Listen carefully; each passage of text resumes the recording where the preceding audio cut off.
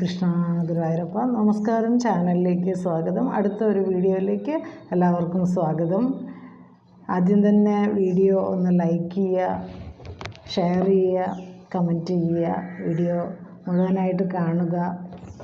അപ്പോൾ ഇന്ന് നമുക്ക് നാരായണീയത്തിലെ അടുത്ത ഒരു ശ്ലോകം, ദശകം 2 ശ്ലോകം 8 നമ്മൾ നോക്കുന്നത്. അപ്പോൾ ഈ ഒരു ദശകം 2 ഭഗവാനിലുള്ള ഭക്തി അല്ലെങ്കിൽ ആ ഭക്തിയുടെ മാഹാത്മ്യത്തെ മേൽപ്പത്തൂർ ഭട്ടതിരിപ്പാട് എന്ന ഗുരു നമുക്ക് ഒരുപാട് മനസ്സിലാക്കി തരുന്ന ഒരു ദശകമാണ് ഈ ഒരു ദശകം 2. അപ്പോൾ എല്ലാ ഗുരുക്കന്മാർക്കും നമസ്കാരം. നാരായണ അഖില ഗുരു ഭഗവൻ നമസ്തേ. നാരായണ അഖില ഗുരു ഭഗവൻ നമസ്തേ. നാരായണ അഖില ഗുരു ഭഗവൻ നമസ്തേ.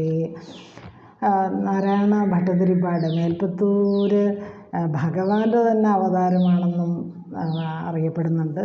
അപ്പോൾ അത്രയും ശ്രേഷ്ഠമായിട്ടുള്ള ഒരു രചന, ഗുരുവായൂരപ്പൻ്റെ ആ ഒരു മാഹാത്മ്യത്തെ, ആ ഭക്തിയുടെ മാഹാത്മ്യത്തെ ഒക്കെ വിളിച്ചറിയിക്കുന്ന ഈ ഒരു നാരായണീയം ഭാഗവതത്തിൻ്റെ തന്നെ സംക്ഷിപ്ത രൂപമാണ്. അതിൽ 18,000 ശ്ലോകങ്ങളുള്ള ഭാഗവതത്തെ 1036 ശ്ലോകങ്ങളായിട്ട് അതിൻ്റെ ആ ഒരു മേന്മ നഷ്ടപ്പെടാതെ തന്നെ നമുക്ക് വളരെ ഭക്തിരസം തുളുമ്പുന്ന ഒരു കൃതിയായിട്ട് നമുക്ക് തന്ന മേൽപ്പത്തൂർ എന്ന മഹാഗുരുവിനെ പ്രണമിച്ചുകൊണ്ട് എല്ലാ ഗുരുക്കന്മാരെയും നമിക്കുന്നു. നാരായണ അഖില ഗുരു ഭഗവൻ നമസ്തേ. അപ്പോൾ നമുക്ക് അടുത്ത ഒരു ശ്ലോകം, ദശകം 2 ശ്ലോകം 8 നോക്കാം. ഹരേ കൃഷ്ണ ഗുരുവായൂരപ്പ. നിഷ്കാമം നിയതസ്വധർമ്മചരണം യത് കർമ്മയോഗാഭിതം തദ്ദൂരൈത്യഫലം യഥാ ഉപനിഷദ്ജ്ഞാനോഭ്യലഭ്യം പുനഃ തത്വവ്യക്തതയാ സുദുർഗമതരം ചിത്തസ്യ തസ്മാത് വിഭോ ത്വത്പ്രേമാത്മകഭക്തിരേവ സതതം സ്വാധീയസി ശ്രേയസി. അപ്പോൾ ഈ ഒരു ശ്ലോകം എന്ന് പറയുന്നത് ഇവിടെ പ്രധാനമായിട്ടും ഭക്തിയോഗം, ജ്ഞാനയോഗം, കർമ്മയോഗം, ഈ 3 യോഗങ്ങളെക്കുറിച്ച് കഴിഞ്ഞ ശ്ലോകത്തിൽ പറഞ്ഞു. അതിൽ ഭക്തി യോഗത്തിൻ്റെ മാഹാത്മ്യത്തെക്കുറിച്ച് പറഞ്ഞു. അപ്പോൾ ഇവിടെയും ഭക്തി തന്നെയാണ് സ്വാദുള്ളതും ശ്രേയസ്കരമായിട്ടുള്ളതും എന്ന് പറയുന്നത്. ഭക്തിരസം, അതിൻ്റെ സ്വാദ് നുകരാൻ പറയുന്നതാണല്ലോ ഭാഗവതം. അതുപോലെ തന്നെയാണ് ഈ ഒരു നാരായണീയം. ആ ഭക്തിരസത്തിൻ്റെ ആ സ്വാദ്, അത് വളരെ സ്വാദുള്ളതാണ് എന്നും ഭാഗവതത്തിൽ പറയുന്ന പോലെ സ്വാദ് പതേ പതേ എന്ന് പറയും. ഓരോ പദങ്ങളിലും സ്വാദ് നിറഞ്ഞിരിക്കുന്നു. അതുപോലെ തന്നെ സ്വാദുള്ളതും ശ്രേയസ്കരവുമാണെന്ന് മഹാനായിട്ടുള്ള മേൽപ്പത്തൂർ എന്ന മഹാഗുരു നമുക്ക് പറഞ്ഞു തരുന്നു. അപ്പോൾ ഭക്തിയോഗം മറ്റെല്ലാ കർമ്മയോഗത്തേക്കാൾ ജ്ഞാനയോഗത്തേക്കാൾ ശ്രേയസ്കരമാണ് എന്ന് പറയുന്നു. അപ്പോൾ ഇവിടെ ഈ ഒരു ശ്ലോകത്തിൽ പറയുന്നത് കർമ്മയോഗം നിഷ്കാമമായും നിയതമായും ഉള്ള സ്വധർമ്മ ആചരണമാണ് എന്ന് പറയുന്നുണ്ട്. അപ്പോൾ കർമ്മയോഗം സ്വന്തം ധർമ്മം ഒരു ഫലം ഇച്ഛിക്കാതെ, അതിനാണ് നിഷ്കാമമായിട്ട് കർമ്മം ചെയ്യുക എന്ന് പറയുക. അപ്പോൾ എന്ത് ചെയ്യുമ്പോഴും എനിക്ക് എന്ത് കിട്ടും ഇങ്ങനെ കിട്ടുന്നതിനെ നോക്കിയിരിക്കുമ്പോൾ ആ ഒരു ചെയ്യുന്ന ജോലിക്ക് അതിൻ്റേതായിട്ടുള്ള ഗുണം ഉണ്ടാവില്ല എന്നും, അതുകൊണ്ട് അത് പക്ഷേ വളരെ കഠിനമാണ് ആ ഒരു രീതിയിൽ നമുക്ക് മുന്നോട്ട് പോകാൻ. പക്ഷെ അങ്ങനെ ചെയ്യുന്ന ഒരാൾ, അത് കർമ്മയോഗം എന്ന് പറയുന്നു. അതിൻ്റെ ഫലം തദ്ദൂരേത്യ ഫലം എന്ന് പറയുന്നു. ദൂരത്തിലാണ് അതിൻ്റെ ഫലം എന്ന് പറയുന്നത്. വളരെ കാലം കഴിഞ്ഞ് ആ ഒരു ഫലം കിട്ടുകയുള്ളൂ, അതിൻ്റെ ഫലം. പക്ഷെ അതുവരെ കാത്തിരിക്കാൻ ഒരു യഥാർത്ഥ ഭക്തന് മാത്രമേ കഴിയുള്ളൂ. അതുകൊണ്ട് പറയുന്നു ആ കർമ്മയോഗം സ്വധർമ്മ ആചരണമാണെന്നും ഫലം വളരെ കാലം കഴിഞ്ഞേ കിട്ടുള്ളൂ, അതിനെയാണ് ദൂരേത്യ ഫലം എന്ന് ഇവിടെ മേൽപ്പത്തൂർ പറഞ്ഞിരിക്കുന്നത്. എന്നാൽ അത് അനുഷ്ഠിക്കാം, കർമ്മയോഗം അനുഷ്ഠിക്കാം. എന്നാൽ ജ്ഞാനയോഗം എന്ന് പറയുമ്പോൾ ഉപനിഷത്തുക്കളുമായിട്ട് ബന്ധപ്പെട്ട ജ്ഞാനത്തിൽ നിന്നുള്ള ജ്ഞാനയോഗമാണ്. അത് അതിലൊരു അവ്യക്തതയുണ്ട്. അതെങ്ങനെയാണ്? അത് ഒരുപാട് അറിവ് വേണം, നമുക്ക് അറിവ് നേടണം, അറിവിലൂടെ തന്നെ ഒരുപാട് അറിവിലേക്ക് എത്തുക എന്നുള്ളതാണ് ജ്ഞാനയോഗം. അപ്പോൾ ഒരു ചെറിയ മിനിമം അറിവുണ്ടെങ്കിൽ മാത്രമേ ഈ ജ്ഞാനയോഗത്തിലൂടെ മുന്നോട്ട് പോകാനും കഴിയുള്ളൂ. ഇപ്പോൾ സംസ്കൃതം കുറച്ചെങ്കിലും അറിയുക, അല്ലെങ്കിൽ അഭ്യാസമുള്ള ആൾക്ക് മാത്രമല്ലേ ഇതെല്ലാം വായിച്ച് മനസ്സിലാക്കാൻ പറ്റുള്ളൂ, ഈ കൃതികളൊക്കെ വായിച്ച് മനസ്സിലാക്കാൻ പറ്റും. അപ്പോൾ അക്ഷരജ്ഞാനം പോലും ഇല്ലാത്ത ആൾ എങ്ങനെയാണ് കൃതികൾ വായിച്ച് മനസ്സിലാക്കുക? അതുകൊണ്ടാണ് ജ്ഞാനയോഗവും പിന്നെ ചിത്തത്തിന് അത്യന്തം ദുർഗമതരമായിരിക്കുന്നു എന്നും, അതുകൊണ്ട് ഈ കർമ്മയോഗവും ജ്ഞാനയോഗവും രണ്ടിനേക്കാളും വളരെ മെച്ചമാണ്, അല്ലെങ്കിൽ വളരെ എളുപ്പമാണ് പ്രേമരൂപമായ ഭക്തി, ഭഗവാനിലുള്ള ആ ഭക്തി. അതാണ് സ്വാധീയസിയായിട്ടും ശ്രേയസിയായിട്ടും, സ്വാദുള്ളതും ശ്രേയസ്സുള്ളതുമായിട്ടിരിക്കുന്നത് എന്ന് പറയുന്ന ആ വാക്കുകൾ വളരെ ഗംഭീരം തന്നെയാണ്. അപ്പോൾ ഇതിൻ്റെ വാക്കുകളുടെ അർത്ഥം ഒന്ന് നോക്കാം. യാതൊന്നാണോ കർമ്മയോഗാഭിതം, കർമ്മയോഗം എന്നറിയപ്പെടുന്നത്, അത് നിഷ്കാമം, കാമം കൂടാതെയുള്ളതാണ്. അപ്പോൾ കർമ്മയോഗാഭിതം എന്ന് പറയുന്നത് കാമം കൂടാതെയുള്ളതും നിയതസ്വധർമ്മചരണം, നിയതമായ സ്വധർമ്മ ആചരണവുമാണ്. അപ്പോൾ കർമ്മയോഗം എന്ന് പറയുമ്പോൾ കാമം കൂടാതെ അല്ലെങ്കിൽ നിഷ്കാമമായിട്ട് ഫലം ഇച്ഛിക്കാതെ സ്വധർമ്മത്തെ ആചരിക്കുന്നതിനെയാണ് കർമ്മയോഗം എന്ന് പറയുക. പക്ഷെ അതിൻ്റെ ഫലം വളരെ കാലം കഴിഞ്ഞേ ലഭിക്കുള്ളൂ. അതുകൊണ്ടാണ് പറയുന്നത് ദൂരേത്യ ഫലം, വളരെ കാലം അകലെ നിൽക്കുന്നതാണ്. ഏതൊന്നാണോ ഔപനിഷദ ജ്ഞാനോപലഭ്യം. ഔപനിഷദ് എന്ന് പറയുമ്പോൾ ഉപനിഷത്തുമായിട്ട് ബന്ധപ്പെട്ട ജ്ഞാനോപലഭ്യം, ജ്ഞാനത്താൽ ഉപലഭ്യമായിട്ടിരിക്കുന്നത്, ഉപനിഷത്തുക്കളുമായിട്ട് ബന്ധപ്പെട്ട ജ്ഞാനത്താൽ ലഭിക്കുന്നത് എന്നാണ് അതിൻ്റെ അർത്ഥം.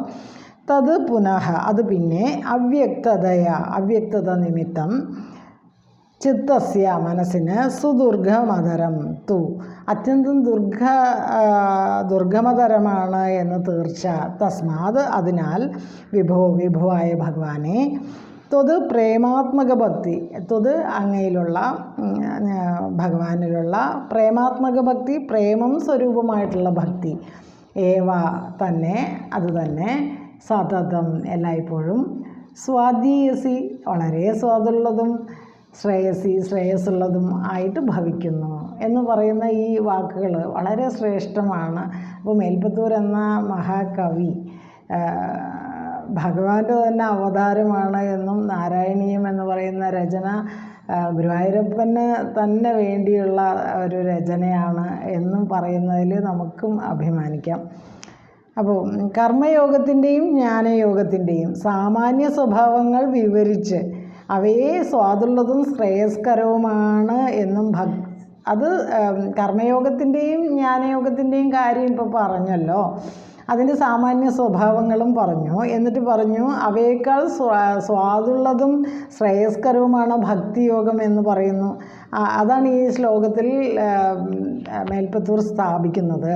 അപ്പോൾ നിഷ്കാമമായിട്ടും നിയതമായിട്ടുള്ള നമ്മൾ ഒരു ഫലം ഇച്ഛിക്കാതെ, അതാണ് നിഷ്കാമം.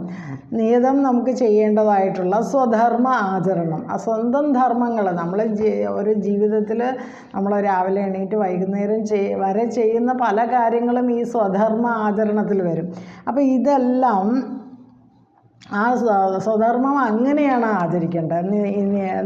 അതായത് നിഷ്കാമമായിട്ട് ആചരിക്കണം, അത് നിയതമാകണം എന്നും പറയുന്നുണ്ട്. അപ്പോൾ മനസ്സിൻ്റെ നമുക്കറിയാം, നമ്മളെ മനസ്സ് എന്ന് പറയുന്നത് നമുക്ക് ആർക്കും പിടികിട്ടാൻ പറ്റാത്ത ഒരു കാര്യമാണ്.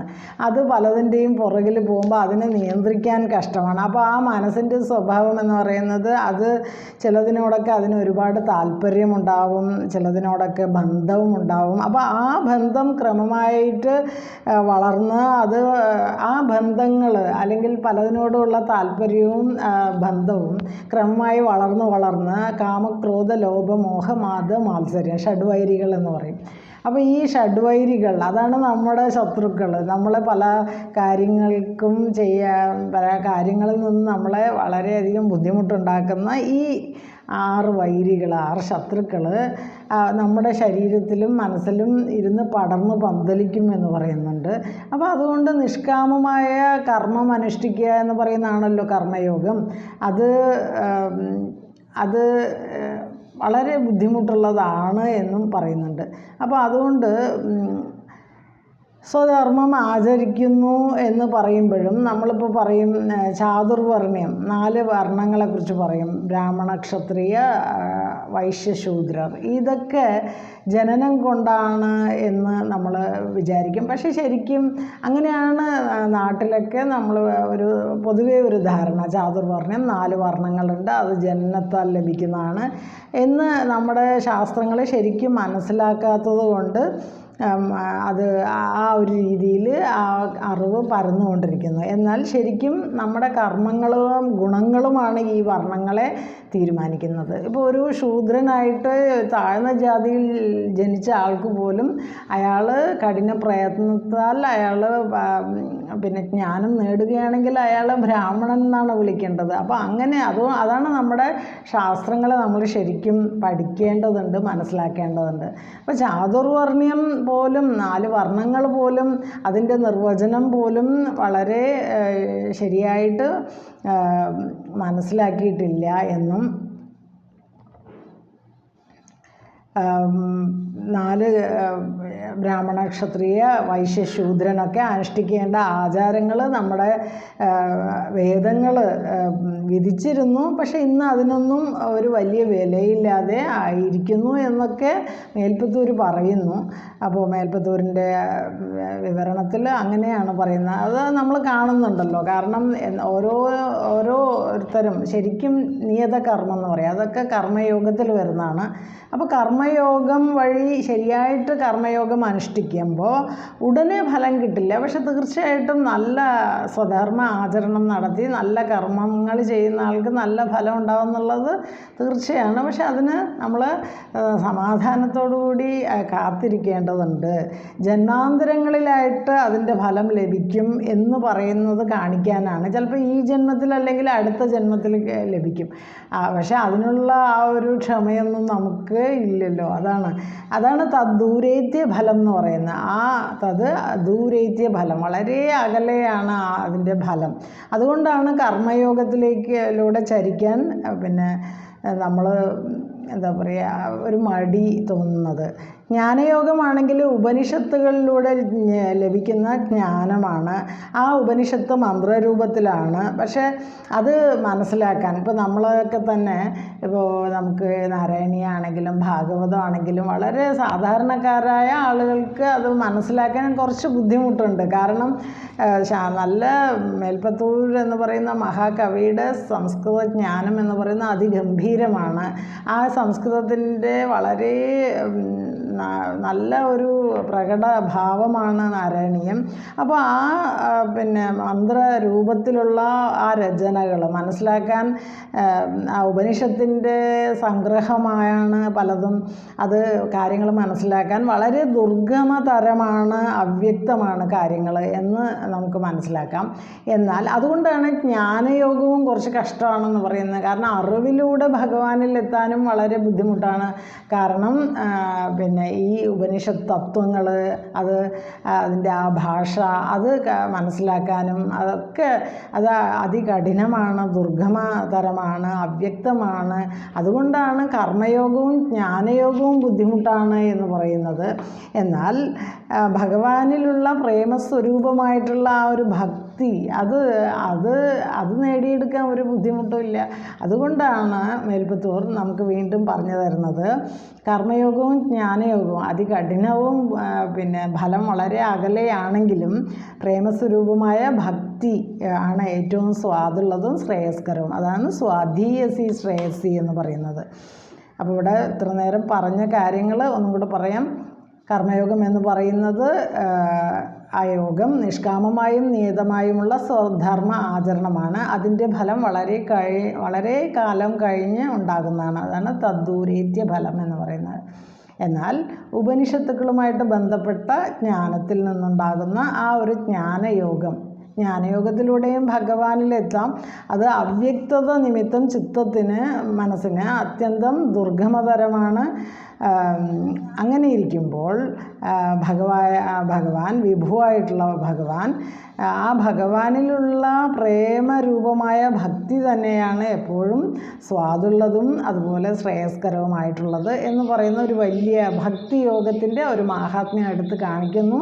അതാണ് ഏറ്റവും സ്വാദുള്ളതും ഏറ്റവും ശ്രേയസ്കരവുമായിട്ടുള്ളതും എന്നും കർമ്മയോഗവും ജ്ഞാനയോഗവും അതിലൂടെയും ഭഗവാനെ എത്താമെങ്കിലും അതിനേക്കാളും എളുപ്പമാണ്, അല്ലെങ്കിൽ കൂടുതൽ ആസ്വാദ്യകരമാണ്, സ്വാദുള്ളതാണ്, ശ്രേയസ്കരമാണ് ഭക്തി യോഗം എന്നും കൂടെ നമുക്ക് പറഞ്ഞു തരുന്നു. അപ്പോൾ ഈ ഒരു ശ്ലോകം ഒരിക്കൽ കൂടെ ചൊല്ലാം.